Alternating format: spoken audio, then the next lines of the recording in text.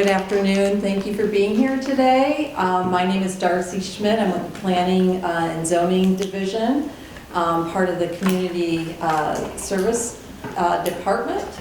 We have our consultants here that are working with us on the housing plan, which will become part of our master plan. The consultants include people from 3 different businesses. We have Ryan Kilpatrick with Flywheel. We have Stephanie Balke with Balke Planning, and then we have Lene Wells with AP Planning.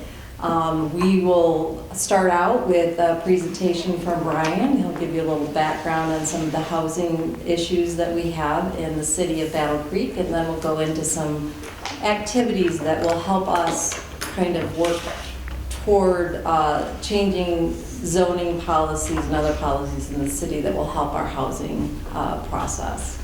With that, Ryan, we'll go ahead and get started with your presentation. Thank you. Good afternoon. Hello. Thanks everybody for being here. Appreciate it. So as Darcy mentioned, my name is Ryan Kilpatrick. I own a small consulting firm. We work with small units of government, large units of government, and small-scale developers all over the state. So villages as small as 1,000 people, all the way up to counties of 650,000 or more. We're working with the city of Grand Rapids and Traverse City, as well as Muskegon and Benton Harbor. So we've got a lot of varying types of experience. And I am not the expert in Battle Creek. Our expectation is that you are the experts in Battle Creek. I'm here to talk a little bit about data and what we're seeing happen in other markets that's working well. And so I'm going to talk for maybe 20 minutes, and then we're going to turn it over and do a little bit of group dialogue, some workshops. We've got some maps, some voting activities. Ultimately, what we want to do today is get your feedback about what you're seeing in the market here, what you wish you were seeing in the market here, and help us to identify what are some of the barriers to the things you wish we saw more of in Battle Creek. So we're just going to dive right in.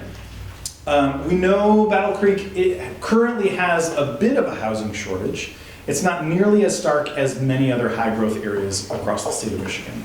But we also know that there is job growth happening in the region, right? There are a couple of big employers who are going to add 1,000+ jobs each. And the demand for those jobs will also create demand for housing. And likely what will happen is we're going to have demand for housing among workers who are earning a pretty decent wage. And they're going to be able to afford housing in Battle Creek because Battle Creek housing is still relatively affordable. But generally what we find is there are people living in a lot of the houses in Battle Creek, and those folks will start to feel some price pressure as we get more demand. So what we want to start to do is think about what types of additional housing might be needed, where do they belong, how are we going to attract those buyers and renters, how do we manage kind of the property in the neighborhood. And all of that fits into how do we create a really strong sense of belonging? How do we create a community that people feel like they can call home and that is something that they belong to? And so ultimately, we just want to be clear that this isn't just about housing, it's about community. It's also about economic development.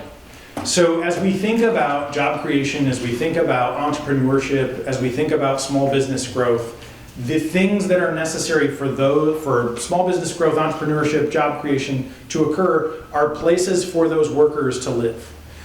So increasingly we are seeing patterns of work from home, remote work.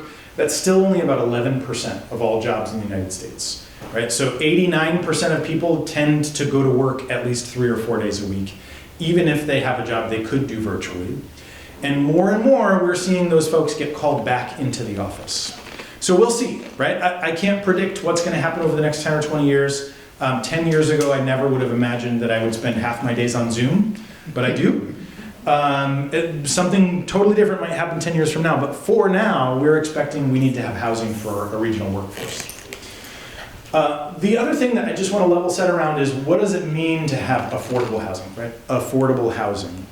There's capital A affordable housing, which we typically refer to as housing that has a subsidy baked in, and there's an income restriction.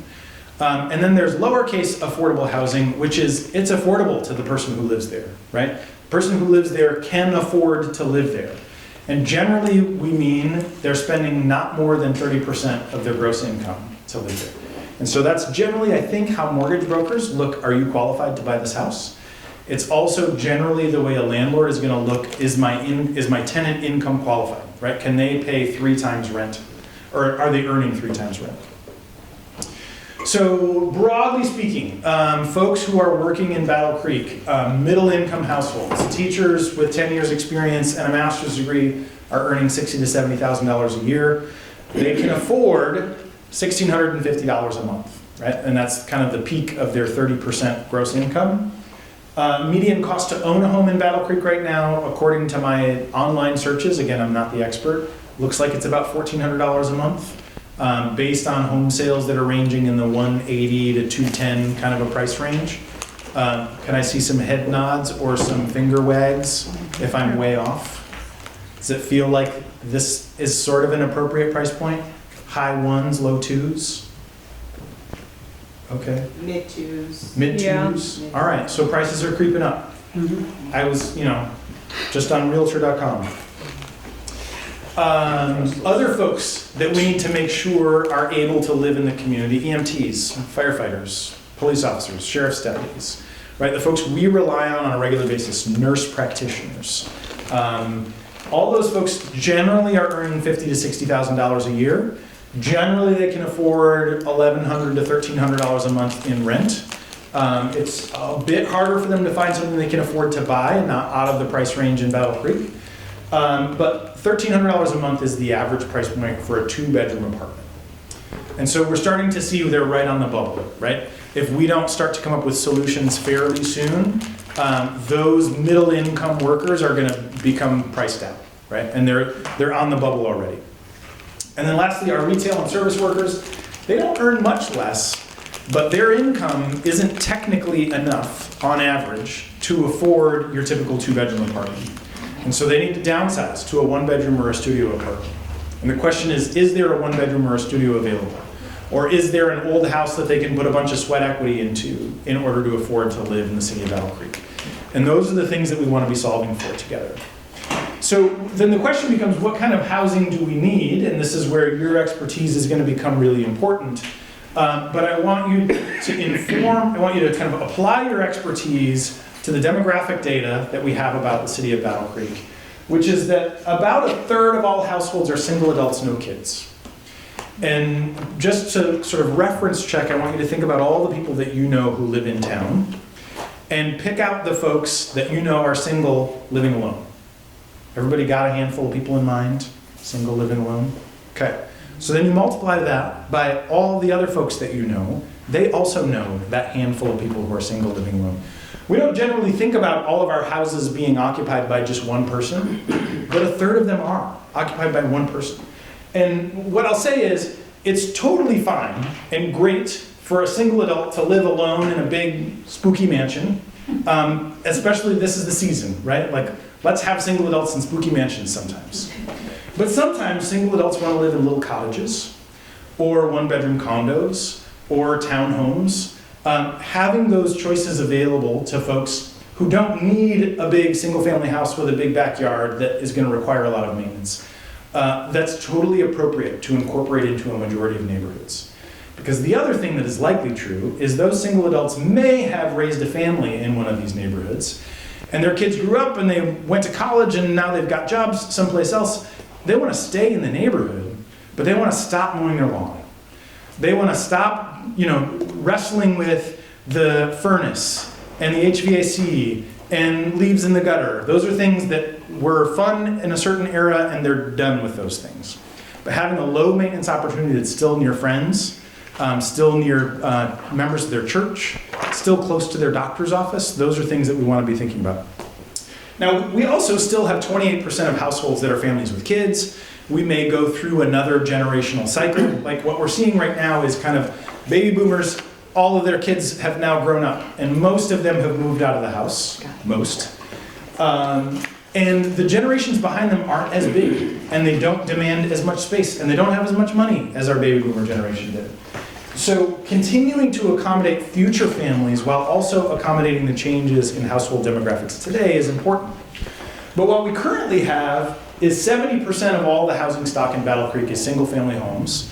In Battle Creek, you've actually got a pretty good supply of modest homes, right? You've got some kind of big palatial houses, a lot of modest to maybe upper middle income, and then a fair number of modest kind of 800, 900 square foot houses. So that's good, but it's still 70% of your housing stock is single family homes. And so thinking about what else do people want to buy? Do they want to buy smaller houses on smaller lots? Do they want to buy, we actually had somebody this morning in our builders and developers group who just built a 650 square foot cottage and said he had people banging down his door to buy it. He had multiple offers in the first day that it was listed, sold it over asking price, made a tidy little profit, and it was still one of the most affordable things in the neighborhood. So imagine that, right? Like, for those of you who own or recently bought something that's 1,500 or 2,500 square feet, there is this whole contingency of folks who want 650 square feet, 700 square feet. And there's not a lot of that available that's really high quality, that's got modern finishes, that's kind of up to date, doesn't need electrical work or doesn't need drywall work, those kinds of things. So starting to think about where do we want to allow for some of those smaller cottages, but also are there places in town where townhomes might make sense, where you can attach 2 or 3 or 5 or 6 single family houses on a lot. It allows you to save some money in infrastructure, in site planning, in grading and land balancing. All of those things get balanced across a number of units instead of just one. Senior housing, roughly 1/3 of all households are also over the age of 55, which means over the next 10 years we're going to need more housing that is visitable, that is ADA compliant. Thinking about where does that housing go? What are the neighborhoods where that housing might be most appropriate? And then also, where do we have homes that are bigger than the existing owner-occupant needs? They want to stay there, but they also want a secondary source of income. Should they be allowed to create a second unit in that house that they can rent out to a family member, to a friend, to a niece, right? All of those things can be options to allow people to age in place or generate more wealth while they live here. Now, the other thing that's really important is we know about half of the market. According to the National Association of Realtors, 53% of those in the home buyer market are looking for neighborhoods that are walkable to things that they enjoy. Cafes and restaurants, coffee shops and bars, schools and libraries. Those are the big things. Trail networks are another one. If those things are in close proximity, people are willing to pay more for less square footage and less yard. Half of the market wants that. Only about 3% of the land area in Southwest Michigan actually creates those kinds of places. So if half the market wants it and only 3% of the land area allows it, over time, what's going to happen? Prices are going to go up, right? So Battle Creek has likely hit its trough and is on the rise again. And thinking about how do we leverage the economic growth, all of the opportunity that is available and sitting latent in Battle Creek, and use that opportunity to create really vibrant neighborhoods that people are excited to invest in. Okay, so oftentimes when I give a version of this talk, people will say, whoa, yeah, if there was really so much demand, somebody would be building these kinds of places. Nobody's building them, and so that must mean this guy's making stuff up. Well, what we have to acknowledge is that we don't live in a perfect market economy. Although we're enjoy living in a capitalist society, we're also governed by a lot of regulations. And so this is a picture of the city's zoning map, which articulates where we're allowed to build what. It's got provisions for how large your lot has to be, what your setbacks are, what your green space requirements are, how big your house must be in order to build it. There are all kinds of layered regulations in here, and from color to color, those regulations change. So one of the big critiques of the housing industry is there's not enough innovation, right? We're still building pretty much the same thing in the same way we built in the 1950s. Part of the reason there's no innovation is because there's no ability to scale. Henry Ford was the one who really invented the manufacturing line, who invented the ability to build commodities at scale. And it's because he refined a process, he simplified it, he made it highly repeatable, and then they did it over and over and over again. You cannot do that with housing, because every time you cross the street, the regulations change and you have to build a different product, right? How are you going to scale something that has to change every 500 feet? It's really difficult. And so what we want you to do is tell us what are some ways that we could allow different types of housing at scale that are repeatable regardless of the neighborhood. What are the types of homes that we could build in a variety of places that don't have to change every time we hit a new block? And another part of the equation we want you to be thinking about is the cost of infrastructure, right? So we've installed a whole lot of sewer, water, roads, broadband, gas, electric, all of that stuff is in the ground. And then we service it with police, fire, emergency services, school districts, and this is what we're paying our taxes for, right? Except generally property taxes don't pay for roads, sewer, and water. It's our utility bills that pay for those things. And technically our gas taxes are supposed to pay for roads, but they don't, right? And so eventually, if we want our roads to be maintained, we're gonna have to find ways to subsidize the cost of those roads because the gas tax problem isn't going away. And it doesn't feel like Lansing is really gonna solve it, right? And so that's thinking about how do we get more efficient with the land that fronts on that infrastructure. And one way to do that is to say, well, if I put one single family house on 100 feet of infrastructure, I'm gonna get a certain amount of tax revenue. If I get 3 homes on the same amount of infrastructure, I'm not gonna quite get 3 times the tax revenue because I'm gonna bring my values down just a little bit on a per house basis.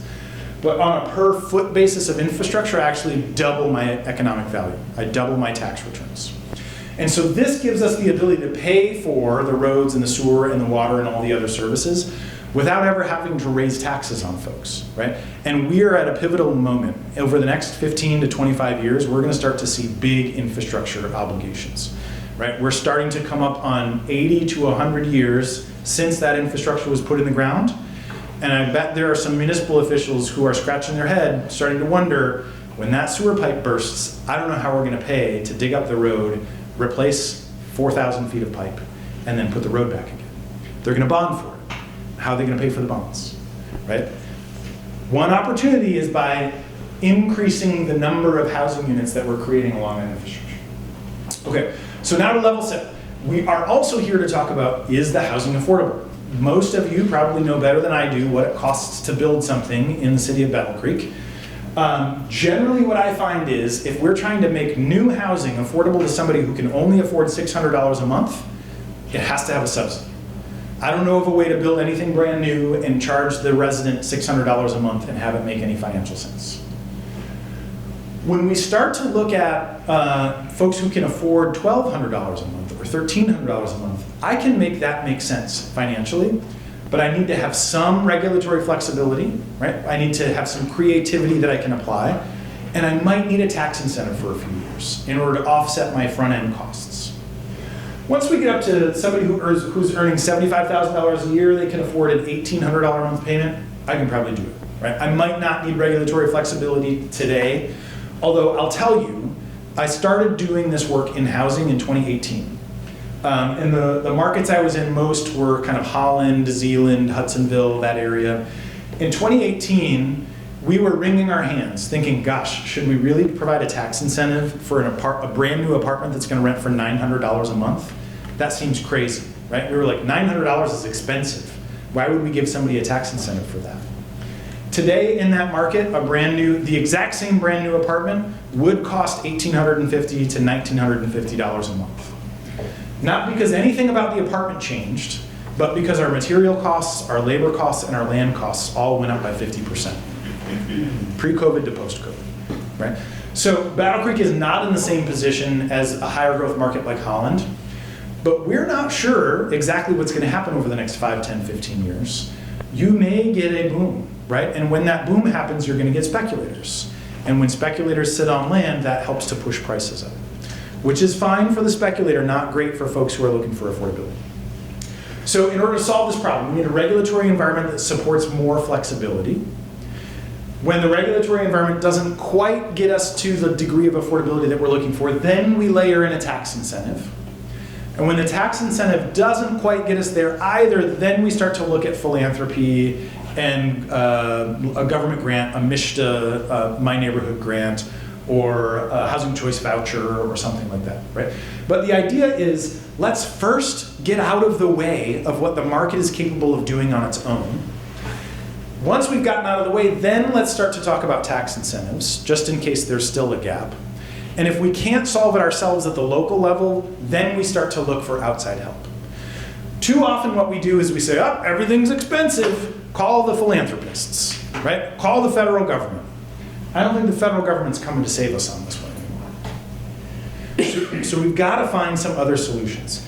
A simple one, we had this conversation this morning. I know there are some neighborhoods that allowed for existing single-family homes to be divided into 2 units or more. And in some instances, that wasn't done super well, right? You got shoddy construction, stuff that didn't actually comply with the code, property managers that were absentee, they weren't mowing their grass or maintaining the siding, and people didn't like the result. That's not what I'm talking about. What I'm talking about is taking a single-family house where the homeowner currently lives there, they would like to stay, but they've got a lot more square footage than they need. And what they'd like to be able to do is divide that house and rent out part of it to a family member or a friend. Those are good options, right? It should still be code compliant, and it should still abide by the property maintenance code. But this is one of the simplest ways to add an additional unit. Another way is to just reduce some of the regulatory barriers that make it hard to build small homes on small lots. Right? When we talk about the number of households who are single adults or couples with no kids, it's 2/3 of all households. Some of them, let's say 5 to 10% of those households, would be interested in a brand new small cottage on a small lot. Should we allow for that 5 to 10% to have a choice in the market in Battle Creek if they're willing to pay for it? Or should we say, nah, it's not where I would live, so it's not where they should live, right? And that's how we often make these decisions, is we have 7 or 9 people on a dais who say, it's not how I want to live, so it's not how they get to live. What we're asking for you to tell us is, are there enough people in the market that want a small single-family house on a small lot? And is that enough to go advocate for some changes, to allow those kinds of things to exist? Now, in some instances, we might want to cluster those houses around a shared green space. Allow a handful of homeowners to share a centralized green space, have a little private garden, but not require them each to have 5,000 square feet of lawn that they have to mow, right? We had this conversation this morning. Lot size minimums are arbitrary. Somebody made them up a long time ago. There is no rhyme or reason to why they made up those standards. They are not etched in stone. They were not passed down by Moses. We have the ability to change those standards. They should still be appropriate. Like, it's not to say, throw your zoning code out the window, let's be Houston. But we can say, what's appropriate in each neighborhood, and let's start to make some incremental changes. So I'm actually going to skip ahead because I think I've got a slide of the footprint. Yeah, so this is a 28-foot by 15.5-foot single-family cottage. I would guess 96 to 98% of you would be like, too small. But there might be one of you who's like, sweet, I'm in. Like, sounds great. And so the question is that 1 to 2% of the population who would want this small cottage, should we box them out of the market, or should we create some places to allow for those kinds of things to exist? So this product type, we got confirmation this morning from one of the builders. We can build this for $100,000 or less, right, at 400 square feet. He built a 650 square foot version, I think, for $120,000. With or without a foundation basement? No basement. There you go. Where did he do it? Albion. That's what I thought, it was the guy in Albion. Yep. And so, like, great point. If a basement is a priority to you and you can afford it, primo, go for the basement. If a basement's not a priority to you, or you can't afford it, why do I care if you have a basement? I don't, right? I think the question is, what do you need and what can you afford? I'm not in the business of asking the government to regulate opportunity out of the marketplace. So this is a 2-unit. It's a duplex, essentially. It's 32 feet wide, right? So I can easily fit this duplex on a standard 50-foot wide lot and have lots of space on either side. Most often what local zoning codes do is they say, well, the standard single-family house, you can have 50 feet of frontage, but for a 2-family, you gotta have 75 feet of frontage. And so what does that mean? It means I gotta go buy my neighbor's house and tear it down in order to put a duplex on my lot. That doesn't make any sense, right? I'm going from 2 houses to 2 houses. What I want to be able to do is build that 2-unit on one lot and not have to have an increased minimum lot area or lot width. This one is 14 feet wide by 40 feet deep.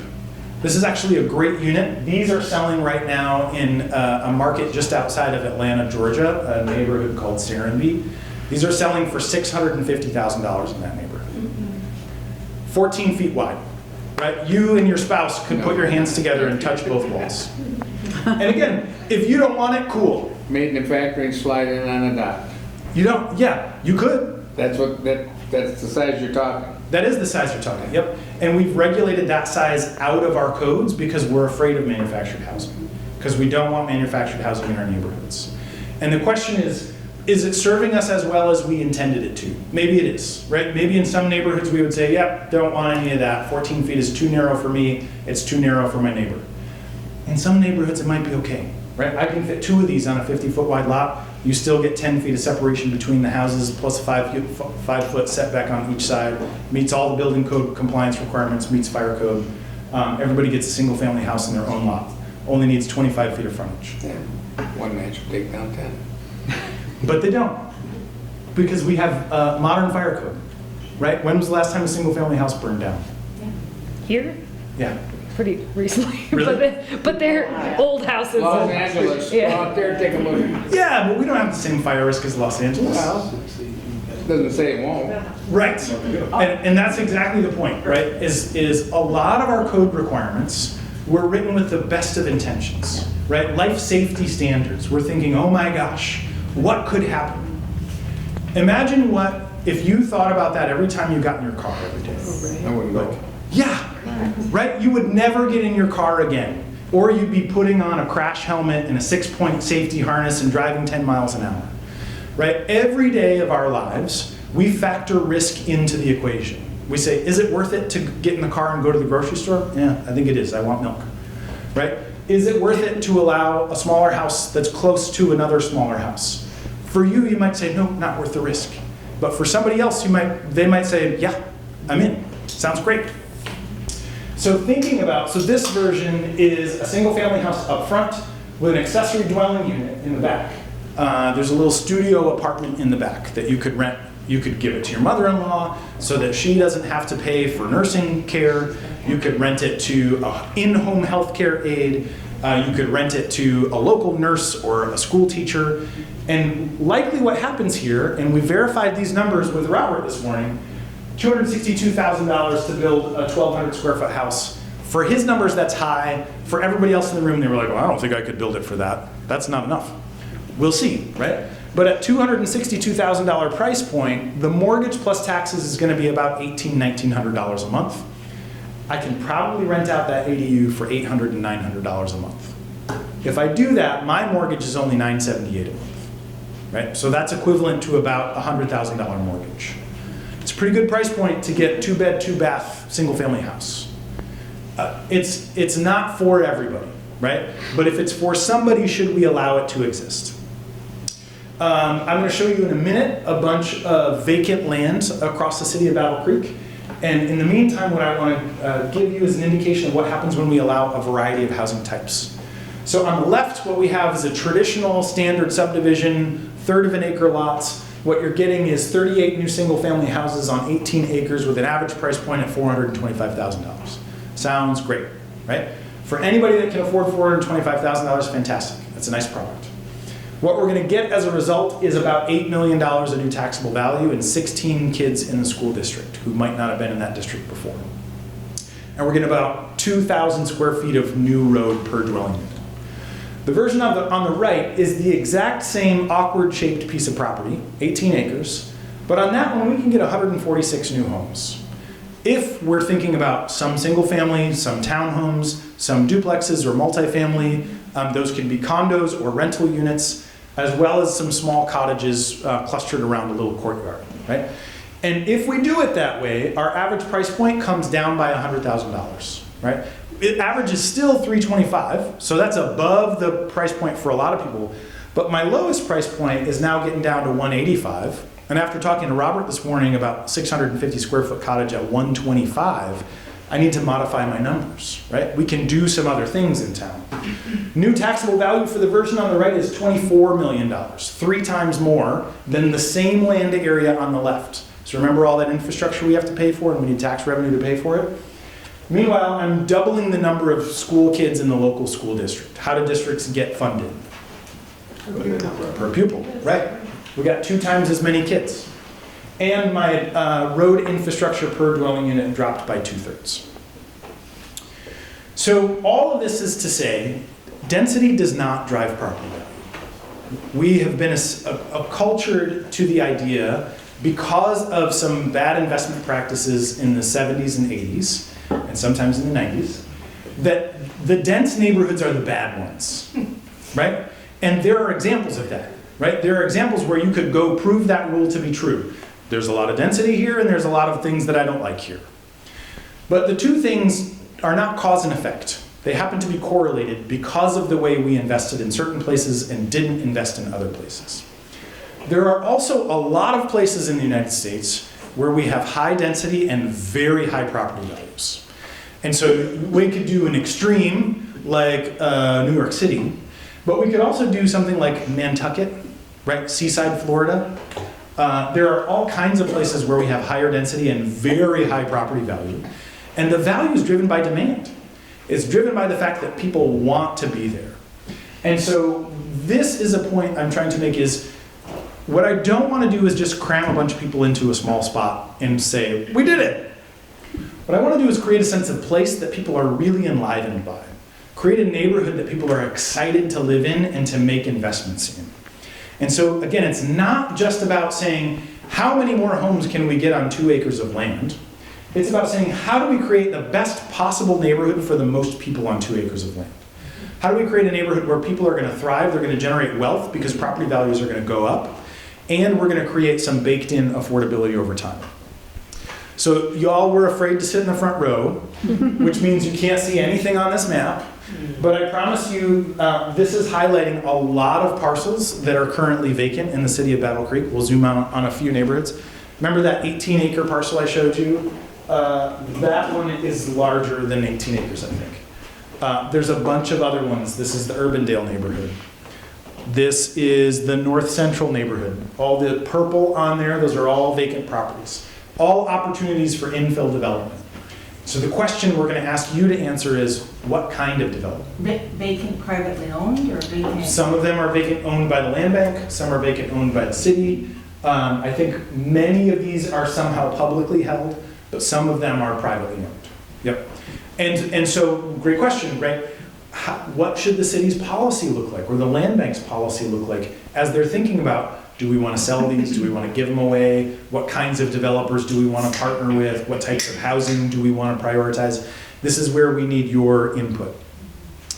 This is the Northeast neighborhood. There are fewer available lots, but there are some. I would guess there's probably 30 or 40 available lots, plus those big ones on the north end. This one, the Franklin neighborhood, lots of purple. Some of that's in the floodplain, some of it's park, but there's still probably 30 or 40 lots in there. And then the central neighborhood, all of that green, again, some floodplain, some property that's probably not developable, but tons of opportunity, right? And so we want you to be thinking about who is a small-scale developer or a large-scale developer that you know that you would want to partner with on new investment in Battle Creek, and what are the housing types that you think need to get built? What could you sell, right?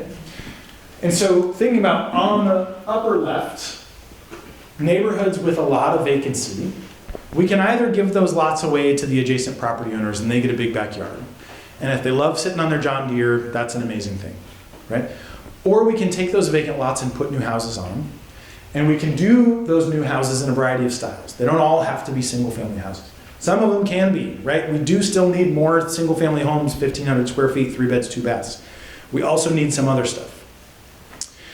The last thing I'll say here is we can be also talking about what are the types of incentives necessary to make these development patterns viable.